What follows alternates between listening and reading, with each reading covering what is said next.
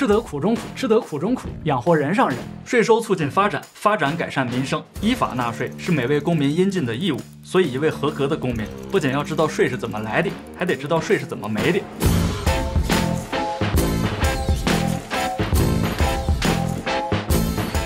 发展做蛋糕，税收分蛋糕。可中国的蛋糕里，房子是税，社保也是税。2025全面进入加税时代，究竟是劫富济贫，还是劫贫济富？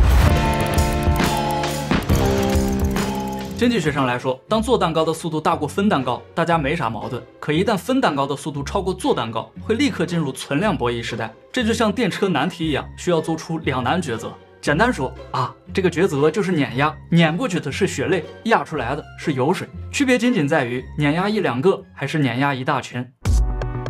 8月1日，最高人民法院发布司法解释，规定自25年9月1日起，劳资双方任何不缴社保的约定都将无效。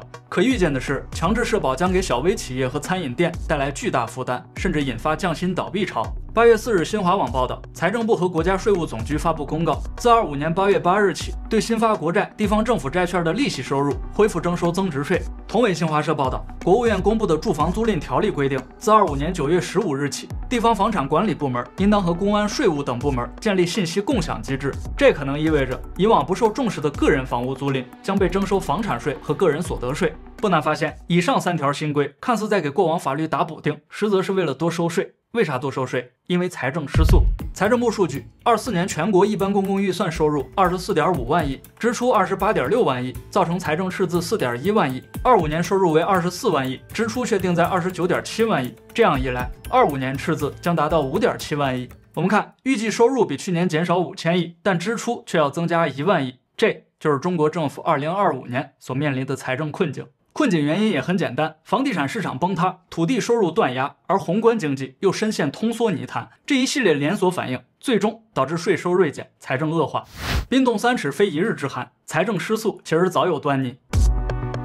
25年3月，外交智库战略与国际研究中心根据中国财政部数据，汇总了一份长期公共预算报告。报告显示，从13年到24年，中国政府总支出增长了100%，收入却只增长了87%。由于支出长期超过收入，政府赤字不断扩大。23年，官方公共预算赤字达到4.88万亿，创历史新高。24年略微缩小到4.1万亿，但因为化债和刺激消费等因素，25年的预算赤字再次飙升到前所未有的5.7万亿，相当于14亿人，人均赤字4000块。说了这么多万亿级别的大事儿，回过头再看强制社保，区每人每月几百块，又算得了什么呢？遥想当年，河南主席李培基陪常凯申委员长吃早点的时候，听说国军损失惨重，罗斯福派来使者以及甘地绝食成功，人家就非常识抬举。河南3000万灾民的事儿，愣是一个字儿都没提。悲伤能够克服，能够克服，一个字儿都没提。是不是有点疑惑？强制社保跟财政赤字有啥关系？哎，你别说，还真有关系。刚才所说的一般公共预算是中国政府运作的总账，此外还有3本账，分别是政府性基金预算、国有资本经营预算和社会保险基金预算。简单说，如果把中国政府比作一家公司，财政4本账就是这家公司的财报，这4本账加一块儿才能覆盖全中国政府的收入、支出与赤字。那这4本账有啥关联呢？我们翻出账本捋一遍。第一本账，一般公共预算，国防、教育等公共服务都从这儿支出，收入大头是税收，包括增值税、企业所得税、个税、消费税以及其他非税收入。第二本账，政府性基金预算，主要收入来自土地出让金和专项债，属于地方政府的命脉。25年预计赤字6.24万亿，比24年多出1万多亿。第三本账，国有资本经营预算，收入来自非金融国企利润，按行业划分，前5名分别是烟草、石油石化、投资服务、电信和电力。25年预计盈余3559亿，将全部转入第一本账。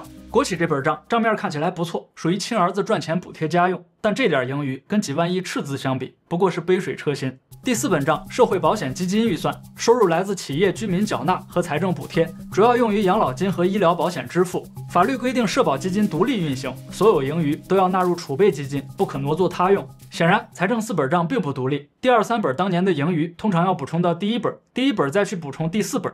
如今前3本自身难保，第4本社保基金自然风雨飘摇，变成了财政包袱。根据 CSIS 分析师计算，25年一般公共预算赤字占 GDP 4%，但如果去掉4本账相互输血，真实赤字将高达13.6万亿，直接飙升到 GDP 的 9.6%。9.6% 的赤字占比，啥概念呢？比国际警戒线的3倍还多。如果真是这样，就不是财政失速了，而是财政危机。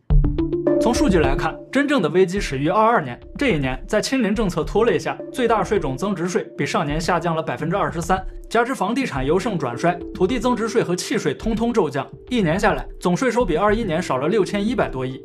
政府收入下降，但支出还是那么多，怎么办呢？发债。23年为支持地方政府运作，额外发行1万亿国债。24年再发1万亿超长期特别国债，用作消费品以旧换新。25年预算中，仅地方政府专项债就高达4.4万亿，比24年的3.9万亿又多出5000亿。值得注意的是，13年至24年期间，债务利息支出飙升了321%，比其他预算增长都快。尤其是25年，中央支出要拿出19%偿还利息，超过美国的13.2%，直追日本的24.4%。这说明从25年开始，中国政府运作正式进入了偿债通道。危机是对贪婪的惩罚，而非对能力的考验。时间倒回到10年前，中国经济凭借楼市泡沫蓬勃发展，仿佛少年捡到了一把真枪，他天不怕地不怕，自信地扣下扳机。10年后的今天，停下来回头看，子弹正中眉心，而这把枪直到今天还在继续上膛。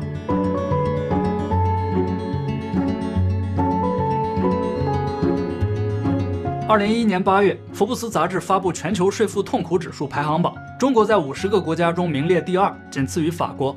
所谓税负痛苦指数，顾名思义，指数越高，税负越重，税负越重就越痛苦。对此，中国财政部予以痛斥，说福布斯的排名明显是污蔑中国，因为中国的税负比例不到20%，而发达国家平均为30%。福布斯和财政部到底谁是对的呢？这里我们引入一个概念，叫宏观税负。宏观税负是指财政总收入占 GDP 的比重。按照国际货币基金组织 IMF 的标准，中国的财政总收入应该把4本账加在一起，如果只计算税收收入，就无法反映真实的税负水平。财富管理杂志专栏作家范蒂博士曾在文章中举了个大小碗的例子，他说财政收入是大碗，狭义税收是小碗，大碗可以包含小碗，但小碗不能替代大碗。所以官方说的中国税率不高，实则是用中国的小碗去比他国的大碗，结论显然谬之千里。2014年，中国修订预算法规定，4本账的收入和支出应当整合在一起，打造一个全口径预算体系。因此，中国的税负计算标准可以分为4个口径，其中全口径税负就包括财政4本账的所有收入，但需要剔除财政补贴社保那部分。世界银行的研究表明，宏观税负时刻影响着经济发展，所以不同阶段的国家应该有相应的最佳宏观税负。低收入国家通常为15%上下，中等收入国家为20%到23%，高收入国家则超过30%。根据粤开证券研究所的数据，23年中国宏观税负为30.4%，超过美国的27.4%。所以从税负的角度看，中国实际上已经超英赶美，成为发达国家了。超英赶美，发达国家，点赞。其实全球大部分国家，比如美国，财政收入中的90%都来自狭义税收收入，所以在多数情况下会把税收直接当作财政收入。但在中国，财政收入远大于税收收入，于是就有了福布斯和财政部的论战。这里所说的中美税制具体差异，我们一会儿再说。宏观税负23年超过美国，那24年又是多少呢？我们来算笔账。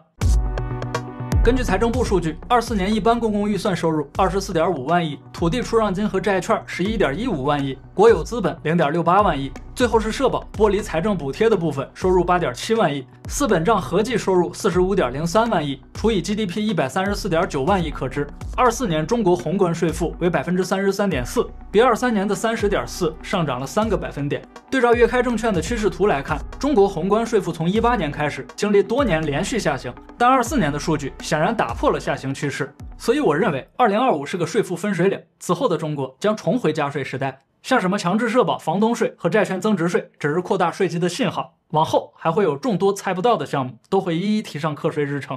简单说，分蛋糕的时代已经结束，抢蛋糕的时代即将开启。那么为啥地主家也没有余粮了呢？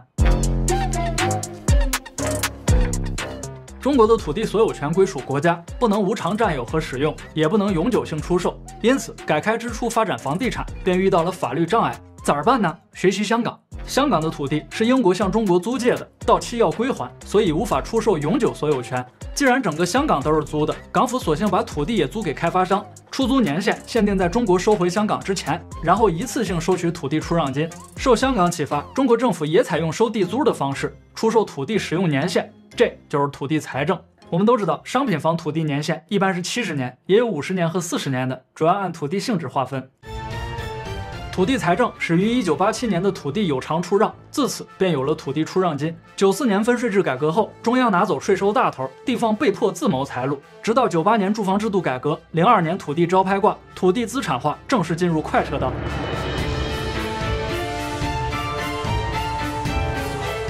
过去卖地收入和国企红利还能填补财政窟窿，但是自新冠疫情以来，这个平衡彻底被打破，一头地越卖越少，另一头债越发越多，这导致财政四本账就像多米诺骨牌一样，产生了一倒全倒的连锁反应。中国城市房产研究院院长谢毅峰这几年一直在追踪房产相关数据，他的文章标题也很逗，总是用颤抖吧开头来渲染恐怖气氛。根据谢毅峰统计，99年到20年这22年间，全国卖地总额累计突破58.9万亿，年均2.67万亿。20年和21年达到顶峰，分别收入8.4万亿和8.7万亿，创历史最高纪录。这个地球上卖特产发财的国家有很多，沙特、伊朗卖石油，巴西、智利卖矿产，印尼、泰国卖橡胶。卖石油得打井，卖矿产得开山，卖橡胶也得动手割树皮。唯独中国可以坐地起价，仅靠一根皮尺就能发财。21年7、8月，中国房地产市场到达顶点，此后由盛转衰。国有土地出让金在22年首次跌破7万亿，23年跌破6万亿，到了24年直接腰斩到4.87万亿。土地出让金5连跌，意味着什么呢？意味着靠卖地吃饭的地方政府这几年真的在勒紧裤腰过日子。经济学家杨小凯曾说，走最容易的路，最后一定无路可走。土地财政显然是最容易的路，所以20年就走到头了。这20年，政府靠卖地搞基建，官员靠卖地做政绩，大家都像中了头彩的暴发户，修桥铺路，挥金如土。可是医疗、养老和教育这些基本职能，反而变成了财政包袱，要靠居民自费买单。买房的年轻人就更惨，拿走3代人积蓄，再透支30年收入，实际买到的仅仅是巴掌大的土地租用权。我们从小就知道中国地大物博，可一到买房成家，却说土地资源稀缺。实际上土地一点不稀缺，而是人为制造短缺。有限的土地供应，再规划上地铁、医院和学校，土地出让金就能水涨船高。但这些费用最后都转嫁给了购房者，唯有地方政府和开发商实现了双赢。我在此前节目中分享过，政府所得要拿走房价6到8成，也就是说1万1米的房子，政府要拿走7000块。所以本质上讲，土地出让金就是土地使用税，买房就等于向政府交税。至于咱这些房奴嘛，也不要太抱怨，毕竟咱也相当于住在租界里。社保司法解释出台后，已经讨论很多了，不过大都集中在养老金亏空问题上，被引用最多的还是社科院19年发布的养老金精算报告。其实我想说，我们身处的时代并不是一个深谋远虑的时代，所以任何政策都有极其强烈的当下性。换句话说，每个政策都在走最容易的路。所以我认为强制社保的意图并不是担忧3、5年养老金枯竭，而是为了解决今时今日的财政困境。根据财政部数据，25年财政预算中，社保收入预计达到12.4万亿，支出11.3万亿，盈余1.1万亿。数据看起来很可观，但其实12.4万亿的收入中，有2.9万亿来自财政补贴。事实上，从2013年开始，每年的社保基金中都会有22%左右来自财政补贴。从13年到24年，社保收入增长244%，支出增长了270%，财政补贴更是从7370亿涨到了接近3万亿。简单计算一下，假设没有财政补贴的话，社保基金在未来每年都会产生将近2万亿赤字，而15.4万亿滚存余额也只能维持7到8年时间。既然财政补贴社保有困难，那就想办法把参保基数做大，这时候就得展现中国特色了。新闻总说，再大的事儿除以14亿都是小事儿，反过来想，再小的钱乘以14亿都是一笔大钱。那么这笔钱到底有多大呢？国家统计局数据，24年中国就业总人口7.34亿，拥有完整社保的人数最多只有2.46亿，仅占就业总人口的33.5%。根据人社部和国家医保局统计，灵活就业人员有2.4亿，参保人数约为6600万，实际参保率也是33%。也就是说，甭管大样本小样本，中国社保覆盖率最多也就3成。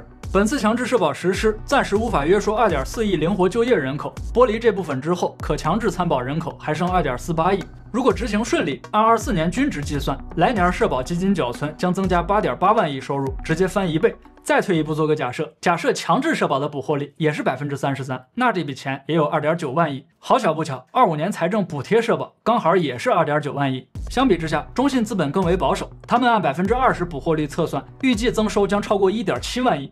读懂了财政吃紧的大前提，就会发现延迟退休、医保采集，还有此次强制社保都是一脉相承的。除此之外，社保基金被挪用也是个大问题。25年6月底，财新报道，审计署发布24年财政收支报告，在25个省查出社保违规资金600多亿，其中政府挪用最为突出。报告显示，有13个省把406亿城乡居民养老保险基金挪用于三保支出和偿还债务。三保是指保民生、保工资、保运转，而用作还债，说明地方债压力巨大。最奇葩的是，还有篡改档案提前退休的，比如山西蒲县疾控中心一职工，1岁工作，22岁退休，累计领取养老金69万块。怎么说呢？你我还在奋斗，老有所养，人家已经实现了少年老成。所以在财政失速的大背景下，到底谁更需要社保呢？显然不是老板，也未必是员工，而是岌岌可危的财税体系。可奇妙的是，一旦法律明确站在劳工一方，那一切小资产阶级都将被拖进人民战争的汪洋大海。前些年经济还行的时候，中国社会普遍仇恨资本家，但凡遇到什么不公平的事儿，都会阴阳一句：哼，资本，哼，资本。现在经济下行，还要强制社保，工作越来越难找。人们突然发现，没有资本家是真不行啊！天津财经大学教授李伟光曾在2016年做过一次社会调查，结论显示，中国企业的实际税负接近40%，称之为死亡税率。差不多同时，福耀玻璃的老板曹德旺在接受第一财经访谈时也说，中国企业税务比美国高35%。16年底，澎湃新闻组织了一场辩论，专门讨论中国企业的税负问题。李伟光在辩论中提到，按照世界银行2016年数据，中国企业总税率为68%，其中劳动税独占48.8%，而劳动税就是五险一金，也叫社保税。这场辩论发生时，川普刚刚打败希拉里，而他的政策框架中就包含为企业减税，吸引制造业回流。因此，论战最终达成共识，那就是减税降费方为上策。此后几年，中国确实推出了多项减税政策，比如16年营改增、18年个税改革，以及疫情期间的大规模减税。那么这些减税政策效果如何呢？只能说有一定效果。世界银行19年的营商报告显示，北京企业的总税率为55.1%，高于纽约的39%、首尔的33%、东京的47%，其中劳动税依然占有41.5%，是美国的4倍、韩国的3倍、日本的2倍。只说数字不太直观，我们来看一个案例。粤开证券的报告中做了个有趣的对比，23年的北京和纽约月薪同为1万的情况下，纽约这头企业支出10800，员工到手8076。北京这边企业支出13850，员工到手仅为7665块，看出差别了吗？员工到手少400，企业支出多3000，里外里3400多进了财政口袋。这说明中国便宜的只是工人，而用工一点都不便宜。是不是恍然大悟？企业每开一次工资，政府都要从里面抽成，这才是真正的人口红利啊！10年一轮回，2025年的当下，企业再次面临困境，而谁又能想得到，李伟光所说的死亡税率，如今听起来更加应景了。更夸张的是，李教授当年测算2015年的宏观税负为37%，其中企业缴纳占比高达90%，而根据粤开证券23年的数据，企业贡献依然超过80%。啥意思呢？就是说老百姓其实交不了几个税，税收大头都在企业身上。我觉得这个比例还是挺讲理的，不拿群众一针一线的同时，还能做到一切缴获归公。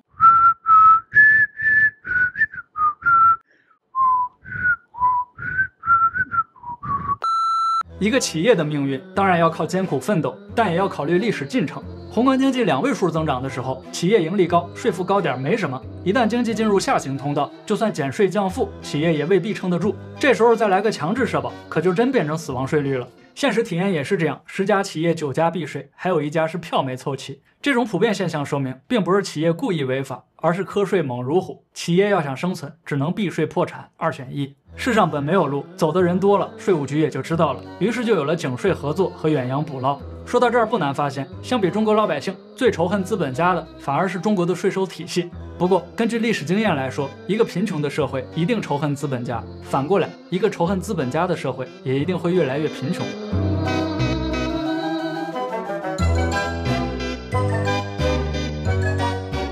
刚才提到川普热衷减税，他确实也这么做了。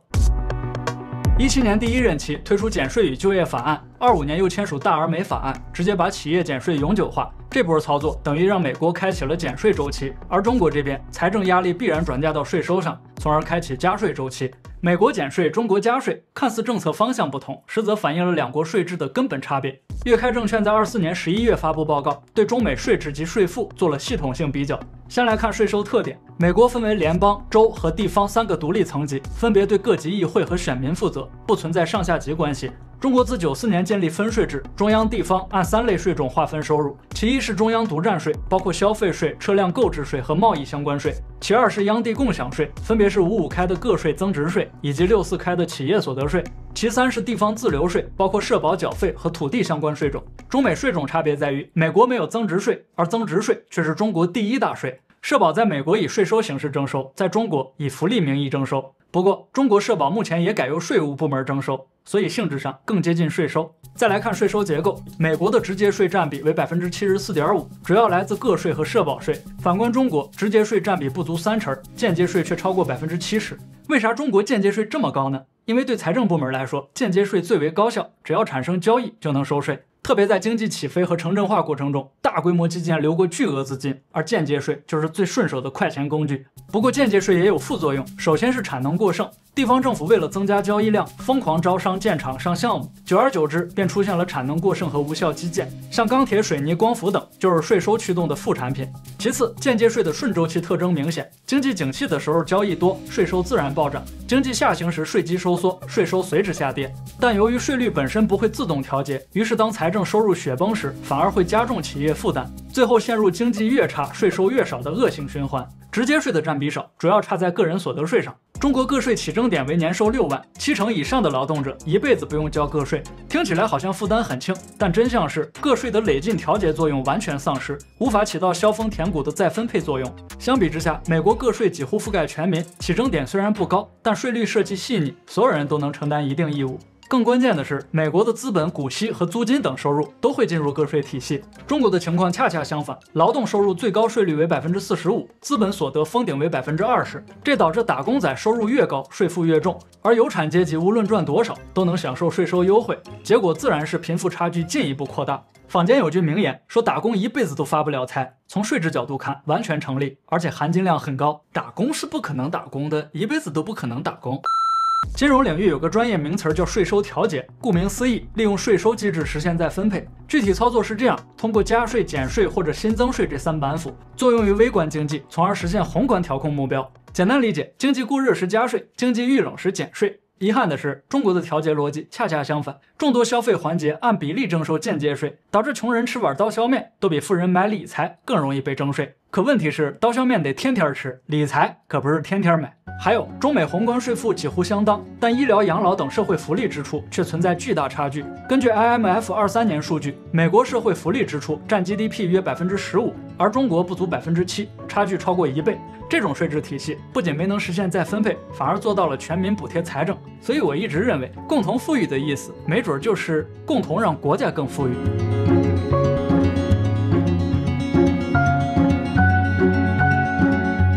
既然一场加税运动在所难免，那接下来就得讨论税制改革了。国际货币基金组织在24年2月发布了一份中国税制改革战略，给出了3大项税改建议。第一项是个税与社保，个税覆盖面小，没有再分配功能，另一头的社保却以均贫富的逻辑不断提高缴存基数，这种奇特的倒挂本质上就是劫贫济富。IMF 建议降低社保，抬高个税，充分发挥个税的累进调节作用。另外，最好减少个税抵扣，改为统一的税收抵免，让穷人真正受益。啥意思呢？就是说现行的个税抵扣，只有交了个税才能享受，收入越高抵扣越多，实际上是有钱人的福利。而穷人连免税额都没到，根本没机会享受，所以只有换成统一抵免，才能真正实现劫富济贫。比如大家都有一个孩子，规定1年减3000，人人都减3000，收入低到不用交税的，还能拿到退税差额，这样再穷也能得到实惠。第二项间接税改革，主要是增值税和消费税。李伟光曾说，企业至少承担1/3的增值税，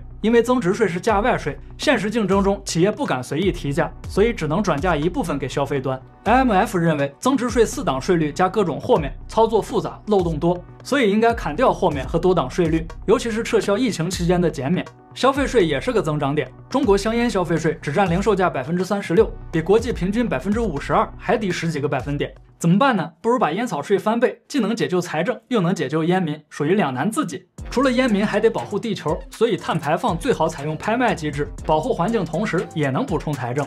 第3项，资本与房产。刚才提到，中国资本所得税率最高20%，但劳动所得最高45%，导致越有钱的人越能享受税收优惠。房地产更是避税神器，公积金免税，房贷利息抵扣，满5唯一住房还能免税。结果呢，房子成了全民最佳理财出口，大家都一窝蜂冲进楼市，最终酿成泡沫。IMF 冷酷地指出，应该推行全国性的房地产税，同时减少购房税收优惠，在未来还可以加上遗产税来遏制代际财富传递。不过，房产税和遗产税一直是官民博弈的深水区。反对房产税是因为房价本来就太高，再加上现在房价腰斩，要是再砍一刀，怕是比登天还难。遗产税就更甭提了，我们的遗产税主要用来威胁年轻人生孩子，可问题是我们连孩子都生不起，怎么会有遗产呢？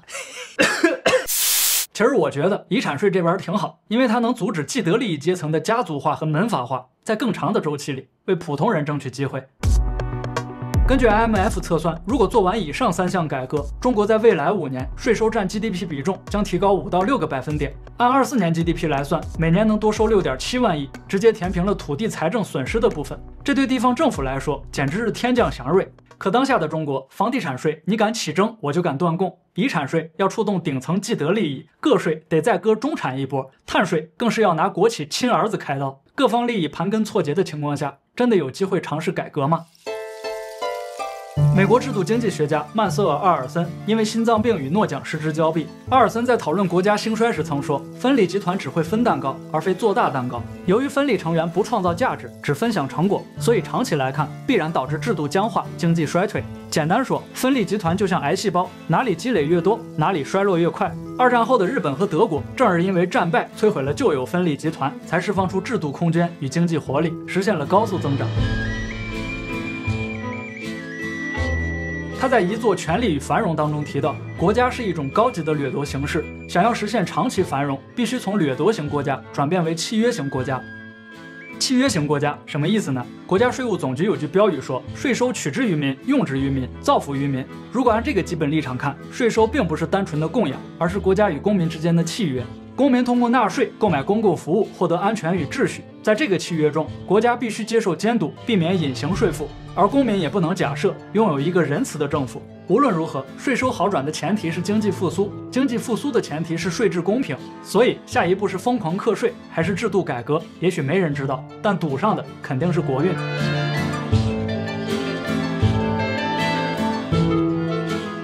中国社会有个典型的特点，能钻空子的事儿都盼着永远不要正规化，可一旦吃亏了，又总想政府出手，赶紧正规化。其实这俩是正反两面一件事，当政府有钱花的时候可以钻空子，一旦政府没钱花了，立刻就能正规化。郭德纲说过，人干好事总想让鬼神知道，干坏事又觉得鬼神不知道。可事实是，鬼神才不会按你我的心意做事。就好比财政没钱了，等来的不是改革，而是强制社保。所以有没有可能，当我们设计鬼神的时候，其实已经中了鬼神的设计？张维迎提过一个概念叫语言腐败，特指为了经济、政治或意识形态等目的，随意改变词汇含义，用以操纵人心。比如把下跌叫负增长，把失业叫灵活就业，就连改革这个词儿也没能幸免。以前说改革是往前走，现在还得担心它倒回去。中国的税收名目是语言腐败的重灾区，税改名为金，叫国有土地出让金；改名为费，教育附加费、道路养护费，还能改名为保险，每月强制社保充当福利。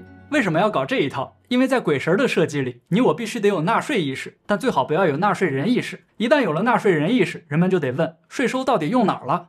我认为这是个好问题。试想，中国税负全球领先，但财政依旧很缺钱，那肯定不是税收太少，而是用途太多。拿强制社保举例，所有人都知道养老金不够用，那它为啥不够用了呢？答案是历史不公。机关事业单位在14年之前不交费，并轨之后被迫由财政补贴和高缴存来承担，还因此发明了另一个语言腐败的词儿，叫视同缴费，意思是本来没交费，可咱就当他交了。说实话，我们小时候过家家都比视同缴费讲规矩。由视同缴费导致的现收现付制，更是把子孙饭吃到了极致。年轻人不仅要养活退休人员，还得背负他们未缴存的空账。养老金发放就更离谱，机关事业编的替代率高达80%，退休也能拿到原工资的80%。相比之下，企业职工替代率不超过50%，而城乡居民仅有每月204块。所以，我们并不是反感社保，而是反感社保不公平，交的不公平，领的更不公平。从社保不公回看整个税制，更像是一个庞大而贫穷的纳税阶级在养活一个吃干抹净的实税阶级。也难怪网友建议，普通人还是少吃苦，因为吃得苦中苦，养活人上人；吃得苦中苦，养活人上人。经济学家托马斯·皮凯蒂在其著作《21世纪资本论》中指出，税收的正义性在于纠正历史不平等，从而重建公民信任。长期来看，资本收益率往往高于经济增长率，财富积累总是快过劳动创造，所以贫富差距持续扩大。最好的办法是采用累进税制，把一部分财富集中起来，用于教育、医疗和公共服务，这样才能让不同阶层都获得知识、技能和机会，最终提升社会流动性，并反过来支撑经济长期繁荣。所以，国运好坏不在天意，而在统治阶级的选择。选择让利，就选择了繁荣；选择压榨，便选择了衰退。前者激发社会再生产活力，后者为萧条与战争埋下伏笔。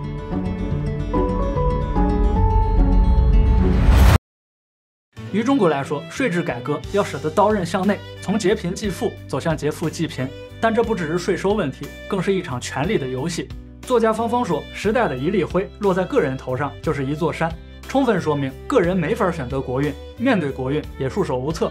当然，也有人说打不过我就加入，于是开始流行考公上岸。但这正是分利集团不断堆积的原因。是不是很吊诡？以前的社保在跳舞，往后的社保在考公，而现在的社保在强制。如果你非要问我强制社保支持不支持，我当然说支持。社保本来也要按照劳动法，不要总想着弄个大新闻，说我为了反对而反对，然后把我批判一番。我见的太多了，有必要分享一点人生经验。如果强制社保只是闷声大发财，那么再好的福利也发不了几年的。